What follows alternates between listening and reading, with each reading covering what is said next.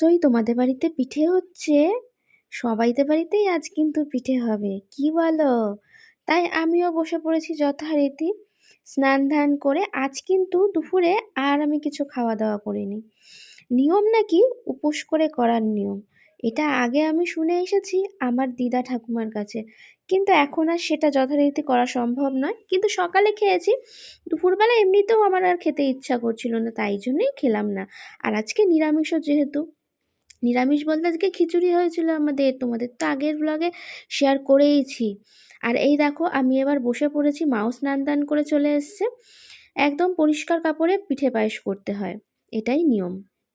তাই দেখো গুড়টা ভিজিয়ে রেখেছিলাম অনেকক্ষণ আগে, গুড়টা কিন্তু ভালো বেশ গলে গেছে। নিচে কয়েকটা ডালা রয়েছে, সেগুলোকে হাত দিয়ে ভালো করে মিশিয়ে নিলাম। এবার এর মধ্যে দিয়ে দিচ্ছি বেশি করে মৌরি। মা বলছিল যে মৌরি দেখ আরও দেবো, মা কিন্তু সব জানে, জানো তো। আমাকে বেশ মানে টিচারের মতন, মানে আমি ছাত্রী, আমাকে প্রশ্ন করে আমি ঠিক বলছি কি ভুল বলছি। ভেবো না কিন্তু মা আমাকে জিজ্ঞেস করছে বলে যে মা পারে না আমি করি, তা কিন্তু নয়। মায়ের থেকেই আমার শেখা। মা এখন আমাকে দিয়ে জানতে চায় আমি পারফেক্ট করতে পারছি কি না। তা যাই হোক, এরপর যথারীতি সুজি দিয়ে দিল, আর সুজির পরিমাণটাও বেশ অনেকটাই দিয়েছে। আবারও কিন্তু পরে দিয়েছে, সেটা তোমাদের সঙ্গে আর শেয়ার করা হয়নি। তারপরে দিল ময়দা। আর এর মাঝখানে আরেকটা জিনিস শেয়ার করা হয়নি, যেহেতু আমি মাখছি, তো আমি তো এরকমভাবে মানে দেখাতে পারছি না, মাও এদিকে ভিডিও ভালোভাবে ধরতে পারে না, মানে ক্যামেরাটা। যেখানে কিন্তু আমি একটু চালগুঁড়ি মিশিয়েছি, সুজিও দিয়েছি বেশি করে, চালগুঁড়িটা একটু কম। গোবিন্দভোগ চালের গুঁড়ি দিয়েছিলাম আমি, যেহেতু গন্ধটা খুব ভালো হবে বলে। আর এখানে তোমরা নারকেল করা চাইলে দিতে পারো, কিন্তু আমার যেহেতু নারকেলটা ছিল না, তার জন্য আমি নারকেলটা স্কিপ করে গেছি। আর এখানে যথারীতি এবার ভালো করে মাখার পালা। মাখাটা মানে ফ্যাটানোটা যত ভালো হবে তত কিন্তু ফুলবে আর খুব সুন্দর মালপোয়া তৈরি হবে। তা তেলের পিঠেও তোমরা অনেকে বলো। যথারীতি দেখো আমাকে এইসব করে দিয়ে, মানে যা যা যা লাগবে আমার হাতে, যেহেতু আমি মাখছিলাম, সব কিছু রেডি করে দিয়ে আমি যেই কড়াইতে তেল ঢেলেছি অমনি মা বললো আমি চলে যাচ্ছি, তুই একাই কর। সেই মনে হলো সাগরের মধ্যে ধাক্কা দিয়ে আমাকে ফেলে দিল। যাই হোক, কারণ আমি এর আগেও অনেকবার করেছি, তার জন্য একটু নিজের ওপর বিশ্বাস তো আছেই। দেখা যাক। আগেই বড় কথা বলা উচিত না, জানো তো। বড় কথা বললে তারপরে সেই কাজটা আর হয় না। আগে দেখি হয় কি না, তাহলে বলবো।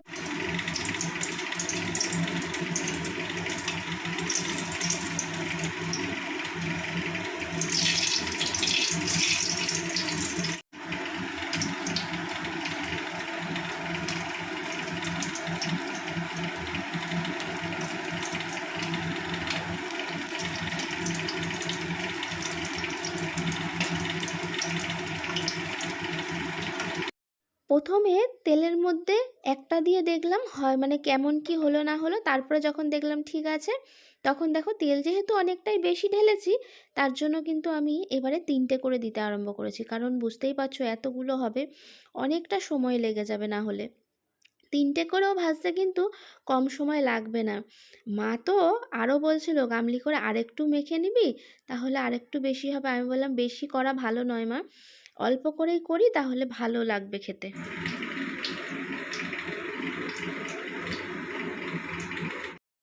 তারপর যথারীতি মাকে ডেকে দেখিয়ে নিলাম, দেখো ঠিক হচ্ছে তো। মা বলল হ্যাঁ ঠিক আছে। তাহলে মানে তার মানে কি বলতো, মনে একটু বাহুবল পেলাম আর কি।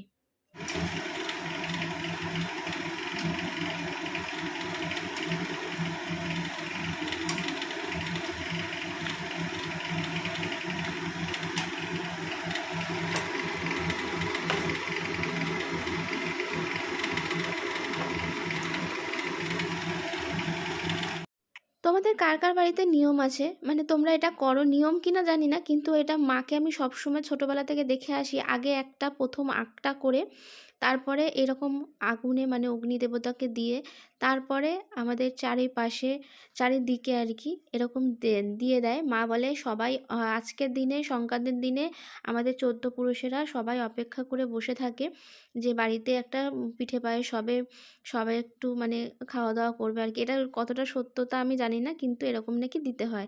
তাই মা এখন চারিদিকে দিতে যাচ্ছে, না হলে নাকি আমরা কেউ মুখে দিতে পারবো না। তার জন্য যদি আগে থাকতে একটা টেস্ট করে ফেলি, তার জন্য মা আগে ভাগে দিয়ে নিচ্ছে। আর এখানে না আমার দেখে খানিকটা না আলুর চপের মতন মনে হচ্ছে যেন মালপোয়া করছি না, মনে হচ্ছে আলুর চপ করছি। দেখো দেখতে পুরো ওরকমই, আর টোল টোল হয়ে ফুলছে, বেশ ভালো লাগছে।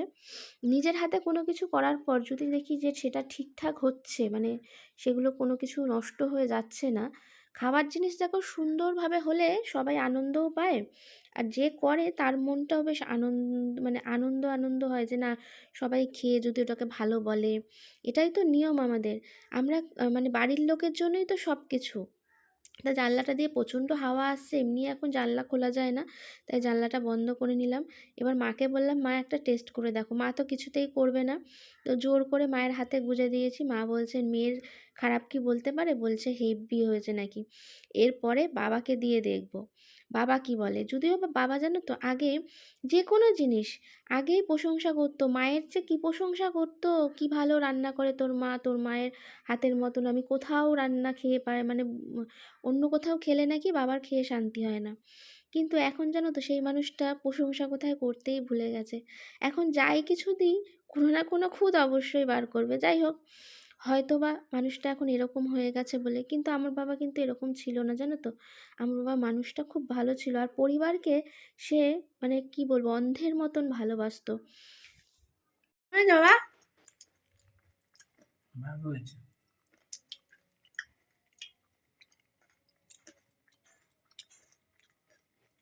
বাবাকে আগে টেস্ট করতে দিয়েছি, বুঝতে, তার আগে আমি টেস্ট করে নিয়েছি একটু। আমি এখন পিঠে করে, এখন না অনেকক্ষণ, সে এখন দেখেছো বিকেলের মুখে পিঠে পিঠে করে আমি একটু মানে ফোন নিয়ে ঘাটাঘাটি করতে ব্যস্ত হয়ে পড়েছিলাম। তারপরে মাকে নেল পলিশ করে দিলাম, আমি একটু নেল পলিশ করলাম। তারপরে এখন মা এসে এখানে যথারীতি রান্না করতে শুরু করে দিয়েছে। আজকে আমাদের রাতে, সংক্রান্তির রাতে কি খাওয়া দাওয়া হচ্ছে সত্যিই তোমাদের সঙ্গে শেয়ার করবো। মা এখন কি রান্না করছে চলো দেখে। মা এখন করছে মন দিয়ে রান্না, সেটা হলো ধোকা করছে, ধোকা। আজকে আমাদের ধোকার তরকারি হবে, যেহেতু নিরামিষ তার জন্য ধোকা করব, সাথে রুটি। তা এখন ধোকার তরকারি করতে গেলে আগে ধোকাটা ভেজে নিতে হবে। অলরেডি এখানে ভেজে রেখে দিয়েছে, খুব সুন্দর করে কেটেছে দেখো মা।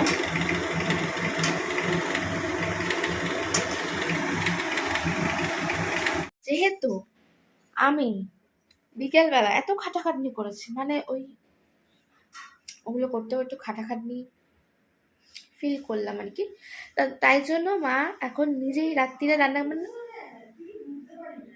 কি মা,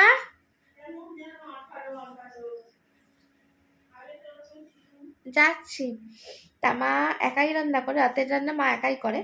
তা রাতের রান্না কেন, দুপুর মানে সকালের রান্না মা একাই করে, আমি একটু জোগাড় টোগাড় করে দিই কোনো সময়।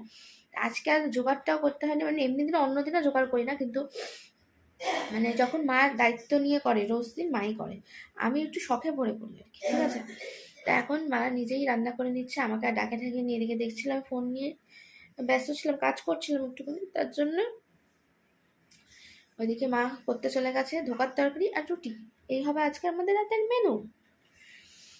বাবা এইদিক ওদিক যাচ্ছে, একটা করে নিচ্ছে আর খাচ্ছে, বলছে আর একটা খাও, তাও খাচ্ছে না। আবার মানে যখন নিজের মনে হবে তখন খাবে, কিন্তু আমি যদি বলি যে না ওটা খাও, খাবে না। আর এক পাবলিক। চল একটা আরেকটা খেয়ে টেস্ট করে দেখি।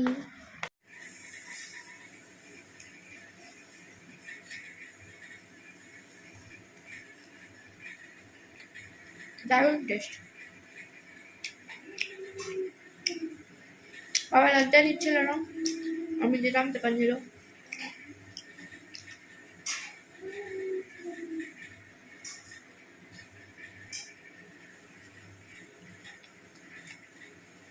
এসব খেতে আমার ভালো লাগে, কিন্তু আমার আগে একটা সমস্যা ছিল, সেটা তোমাদের সঙ্গে একটু শেয়ার করি। সেটা হলো এই জিনিসটা যখন আমি ছোটো ছিলাম মাই করতো, আমি তো করতাম না, এখন বড় হয়ে আমি করছি। ছোটোবেলায় মা করতো, তখন যদি বাড়িতে আমার আজকে ধরে ভাজা হয়েছে, আজকে যদি বাড়িতে রান্না মানে এটা ভাজা হয়, আমার প্রচণ্ড রাত্রিবেলা শরীর খাওয়া হবে, বমি হবে, খুব অসুস্থ ফিল করবো, আমি এই গন্ধটা নিতে পারতাম না। আস্তে আস্তে কিছু বছর আগেও ছিল, তার 2-1 বছর আগে সেরকম কোনো প্রবলেম হচ্ছে না, কেন হতে হয় না, তেলের গন্ধতে আমার খুব প্রবলেম হতো। লুচি ভাজলে আমি খেতে পারতাম না, গাগুলাতো। পরে আমি ভয়েস দিচ্ছি বলে তোমাদের আবার জানাতে পারলাম। বললাম আমি ঠিকই তোমাদের মানে জোর গলায় যে আমার এখন আর শরীর খারাপ হয় না, কিন্তু রাতে যথারীতি সেই একই অবস্থা। শরীরটা কিন্তু এবারেও খারাপ হলো। যাই হোক, আজকের ভিডিওটা ভালো লাগলে